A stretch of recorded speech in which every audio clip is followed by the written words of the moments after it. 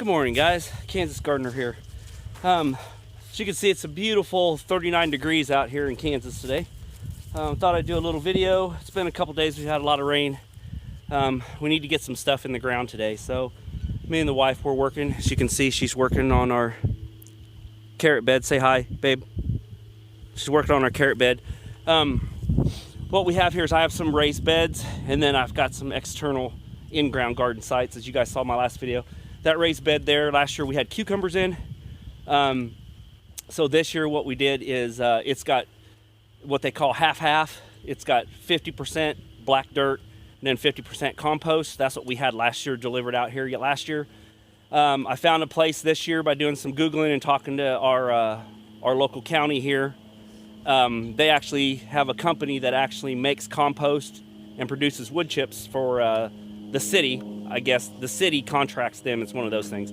Anyway, I can get a yard of killer compost, and it's got paperwork from K-State from it to tell exactly what it is, how much nitrogen it has in it, and she provides you that if you want it. She'll get you a copy of it when you buy it. I can get it for $17 a yard. My local nursery charges $47 a yard for their house brand that they make there. I can get it for $17 a yard here, and I've got paperwork with it, where my nursery I do not. So once again, like I said, if you know where we live, there's not a whole lot of compost people that deliver big compost. You can make it at your house, which I do, but when you buy 7, 8, 10 yards of it, it's kind of hard for one 3-person family to make that much compost, which you don't. So anyway, what I did with this is I used my little tiller. I know a lot of people, some people are no-till or no-dig, and then some people are conventional till. I'm whatever gets the job done. No, I'm all about being organic as much as possible. I'm all about trying not to put any more chemicals in my body that I don't have to be. This whole till thing is kind of a mystery to me. I understand the concept of not disturbing the earth, not disturbing the microorganisms, but sometimes you gotta do what you gotta do. Anyway, I bought this little Echo 210 last week on Facebook Marketplace. I bought it from an elderly couple. They used it one time. Home Depot sells these things for, I think, $2.99 or $3.99. I gave $150 for it, and it's only been used once. Had some bad gas in it. You guys are wondering what that fuzzy Clean the black gas out, thing put is fresh in the gas in corner it, there. and It's it runs actually like my top. Anyway, what I'm using it for is my raised bed area here. The wind's blowing. What I'm doing is I'm blowing using it to till the amendments in. Right now, we just dumped another wheelbarrow of compost on it. We are going to plant kohlrabi, which is like a baby alienized cabbage, I guess is the word for it. I don't know how to say it. I got a free pack from Baker Seeds when I ordered my seeds this year, so I'm gonna try it. We're gonna put a row of lettuce in, which I have already in starts, and then we're gonna put, I think, 4 rows or 2 rows of carrots or 3 rows of carrots, whatever we can get. For the carrots, God, it's a muddy nightmare out here. That's what all these wood chips are for. What I'm gonna do is when we get ready to set this up, when it dries out, we're gonna put some black plastic down, and then we're gonna do wood chips in all these aisles. So you're gonna be walking on wood chips instead of walking on the dirt. And then when we do our beds up there's gonna be wood chips in between, so you can walk through the rows. But anyway, what we got going on today is we got 2 things of carrots. Sorry, guys. We have some purple dragon carrots and some Belgium 2s. So I've never tried carrots. This will be the first year we've tried carrots. I love carrots. We never tried them. So this year we're going to try them. Like I said, I got these for free this year in one of my packs, and then I got a pack of kohlrabi for free. So we're going to try that. And today we're also going to put some sugar snap peas and some little marbles in the ground today. It may be a tad bit early. I'm kind of jonesing at the bit here to get some stuff put in, but I think we'll be okay. Worst comes to worst, I may have to put some row cover on it or something for a little bit. The forecast that I look, our lows are gonna be in the low 40s and 50s, so I think we may be okay. There may be a freeze in there somewhere, and by that time, I mean, once the seeds germinate and start, they should be okay. They're a cold weather crop anyway, so it says as soon as you can work the ground, you want to get the peas in. So, I mean, that's been a month around here. It's just been so rainy. But anyway, we're gonna go ahead and get the carrots and stuff put in and the kohlrabi and stuff put in, and then we'll get back to you. All right, guys, I've got this bed separated now. Kim is transplanting some lettuce starts that I started about a month ago. I don't know if they're gonna make it. I've still got a pack of seeds left. Like these are some of the free lettuce seeds we got from Baker Creek when I ordered my order. This will be the first time we've tried to grow lettuce. So I started them in a 72 count seed starting tray, and in the last month this is how big they've gotten. So what we're going to do is we're just going to plant the cells. If they grow, they grow. If they die for some instance, I still have a pack of seeds. Then we'll just pull these out, and then we'll just run some seeds through it. It may be too cold. They may not be able to start. Like I said, I'm not sure on it. On the lettuce, I'm not 100%. But we're going to go ahead and plant some carrots. All these carrots, the seed depth is about 1/4 inch, and they're 2 or 3 inches apart. As you can tell, carrot seeds are very small. So what we're going to do here is I'm just going to direct seed them in, and then we're going to lightly rake over the top of it to cover it up, because 1/4 inch in the ground is not very far, so I barely scraped the top of the seal here. So what we're going to do is we're going to plant some of the purple dragons first, then the Belgiums, and then I've got some, I guess, a Bugs Bunny generic type of carrot that I got from the local feed and seed here in town. That was the 10 for $1 kind of deals. We're going to try those and see if those come up. These seeds are tiny.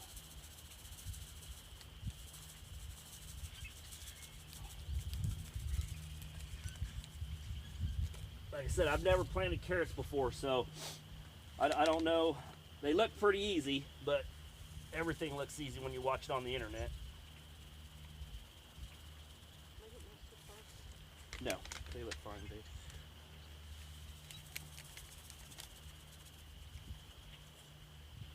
Like I said, if there's a little more than what we got, then you know, that's what we're I'm gonna put that there so I remember what they are. And then we'll just go through and seed some. We'll just pull out some of them. We'll put there seems to be more Belgium in there. You know what, we're gonna do the kohlrabi up here. Kohlrabi says the same thing, about 1/4 inch deep, 2 or 3 inches apart. Man, all these seeds are so small. So what we'll do is we'll just seed them in, and then we'll just pull out the extra.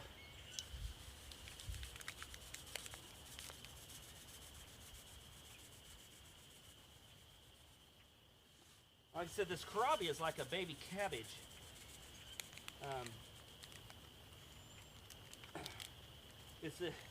I've never had it, but what I've seen, everybody talks about, it's basically like a cross between a cabbage and a radish kind of deal. So I figured for a free pack of seeds, we'll try it this year and see if they work good. I like some homemade sauerkraut, so maybe we'll go that route. But if not, anyway, we'll have coleslaw. So now what we've got is some Belgiums. We're going to plant those Belgiums in. We're going to try to do a row of those if we can.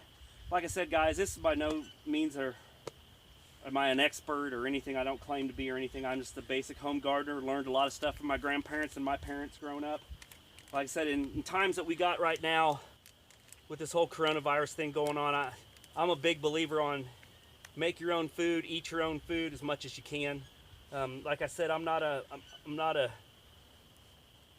vegan or no kind of stuff like that. I mean, I eat red meat, I do everything, but I believe that we could subsidize our grocery bill by doing this at home, and anybody can do this. I mean, you don't have to be a farmer or a professional gardener to have a garden.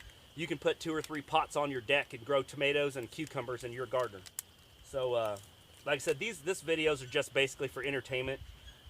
It's just a hobby I like to do when I get bored, or I just enjoy making my own food, and I think a lot of you do too. That's why you're watching these type of videos. But anyway, we're gonna put some Belgiums in here, and basically same thing. We're just gonna try not to dump a whole packet in one row.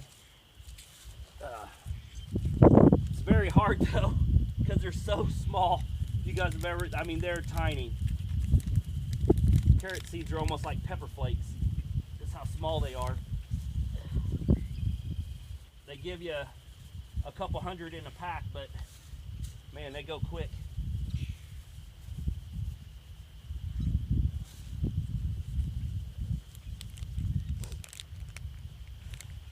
See, that's how quick they go. One row did this one. And then I got one more row. So what I've got is basically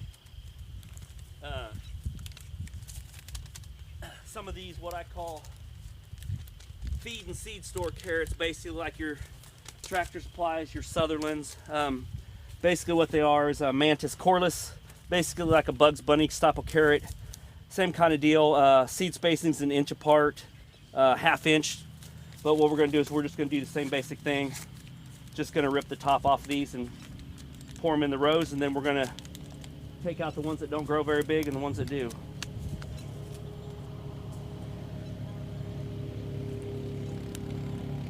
It's a neighbor going down the road waving at us on their quads. Okay. All right, did you get those, babe? Yes.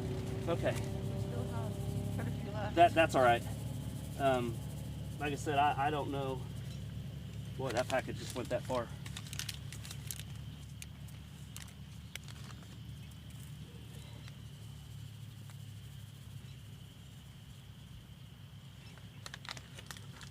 I think I got 2 more packets of these in that wheelbarrow. And not very many seeds in these packets here. Right, I know, but there's not very many packets and very many seeds in packets. How many is left? Just one?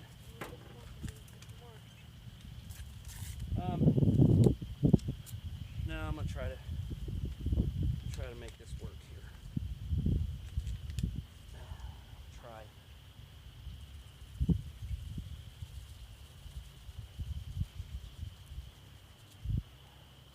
Jeez. Not that many, huh?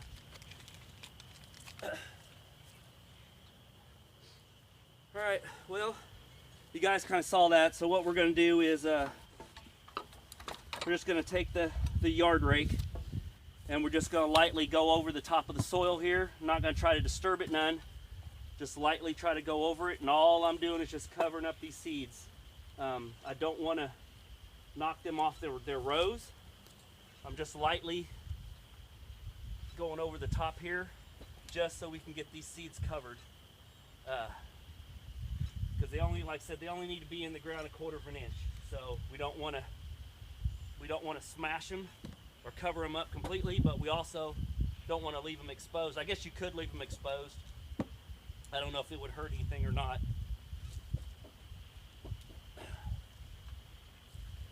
I've seen people just throw them on the ground, and on videos that I've watched, I've seen them just sprinkle them on the ground and leave them. So I mean, apparently carrots are pretty resilient when it comes to growing in this type of weather. So, but anyway, that's all we're doing. Like I said, when I get my other stuff, next thing we're gonna do is some sugar snap peas and some regular peas. But leave a comment below, guys. Let me know what you think of the video so far. And thanks for watching.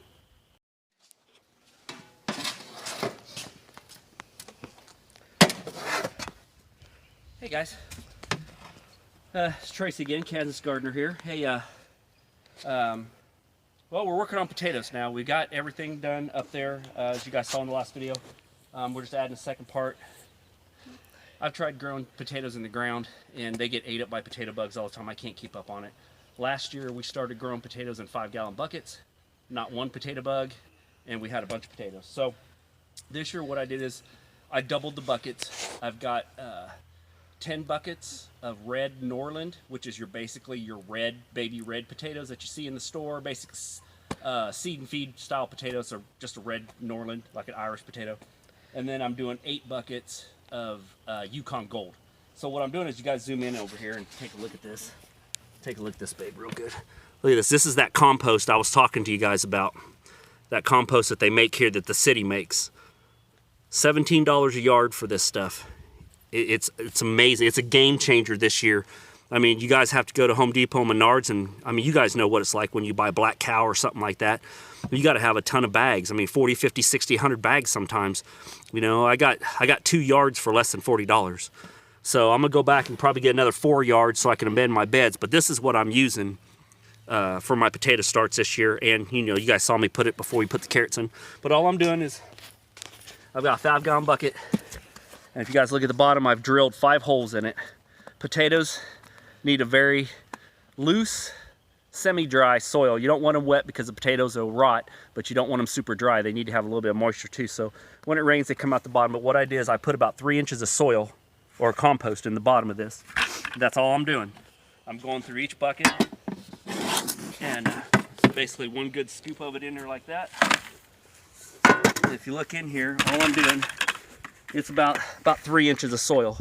So all we're doing is we are carrying these in, and I've already cut my potatoes up.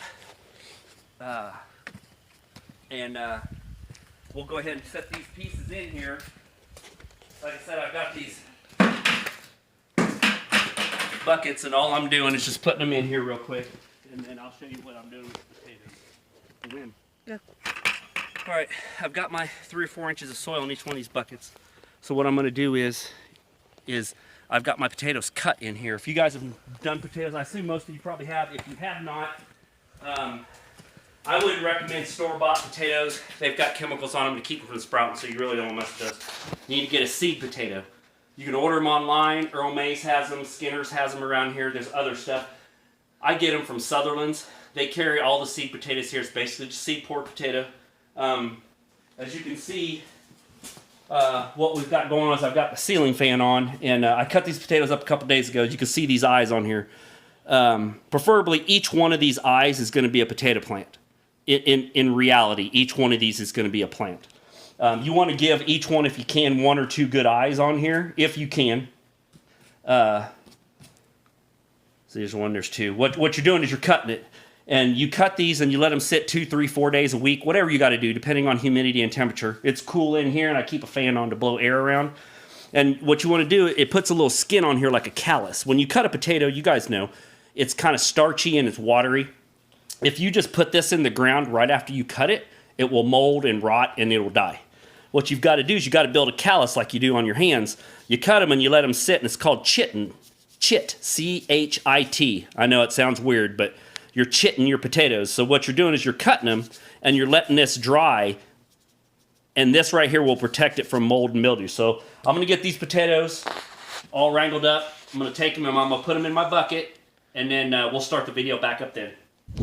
All right, guys, so we got these potatoes. I just got them in a little strainer. You can put them in anything. This is what I had handy. You can see there's an eye on it. So when you look down these buckets, you see I've got the 3 or 4 inches of soil. So all I'm going to do is probably put 3 or 4 pieces in here.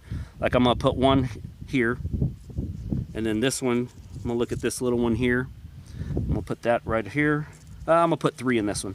Okay, see? Now look inside there. See how I've got my 3 in there?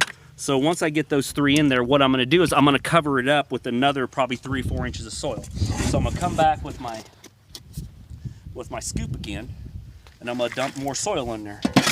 And what I'm doing is I'm just covering it. Just like this. If you look inside there now, almost half the bucket is full of soil. So in reality, what happens is potatoes is a root vegetable, of course. So these eyes are going to grow. As you cover it up with soil, when these eyes start growing up, it's going to produce roots, and that's what's going to produce your potatoes. And so when they stick up above the ground about an inch or so, you cover it up with more soil to where it's almost covered the green leaves. Then it'll keep growing. The more it keeps growing, the more that root grows taller. And when that root grows taller, you get sprouts off of that, and that's where your potatoes are. So in reality, you put 3 or 4 pieces down in each one of these buckets. We're going to cover it up lightly with a couple inches of soil, and then we're going to let it, and we're going to water it in, and then we're going to let it sit for a week or so. And I'll show you what I've got.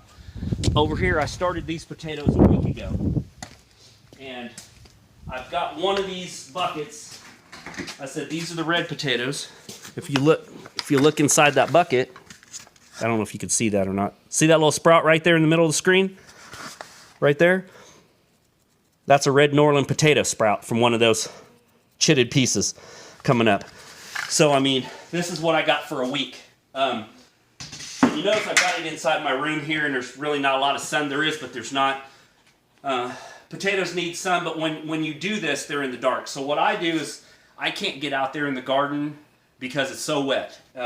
So I always started my potatoes like this last year. I saw a YouTube video, and I can't remember the creator of it, but I saw another YouTube video that grows them like this in buckets.